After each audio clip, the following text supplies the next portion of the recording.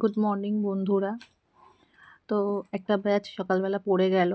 তো আমি ঘরটাকে গুছিয়ে নিচ্ছি। সকালবেলা আমি বিছানা ঝাড়ি না, ওটাই চা করে ছেড়ে মাদুর পেতে দিই। তো আমার এখানে নাইটিগুলো ঝুলছে। অ্যাকচুয়ালি এইগুলো হলো পর্দা, পেছনে পর্দা আছে, 4-5টা পর্দা লাগানো।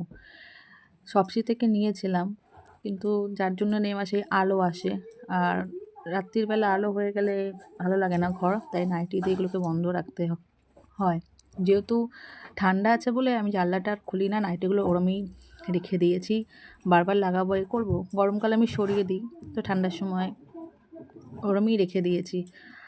আর এত যে ঠান্ডা পড়েছে তার জন্য আমি মাস্কও পরে আছি, মানে আমাদের এখানে প্রচুর ঠান্ডা, দেখতে পাচ্ছ আমার ঘর টাইলস দিয়ে, পুরো টাইলস লাগানো, তার জন্য একটু বেশি ঠান্ডা, ওই জন্য আমি মাস্ক লাগিয়ে আছি। কিছু করার থাকে না আমার শ্বশুর বাড়িতে, সব বেশিরভাগ টাইমটাই পড়াই। আর যখন আমার শাশুড়ি থাকে না তখন আমি রান্না করি, তখন আমার ভোর 5টায় ওঠে, কারণ আমাকে 7:30 দিয়ে পড়াতে হয়।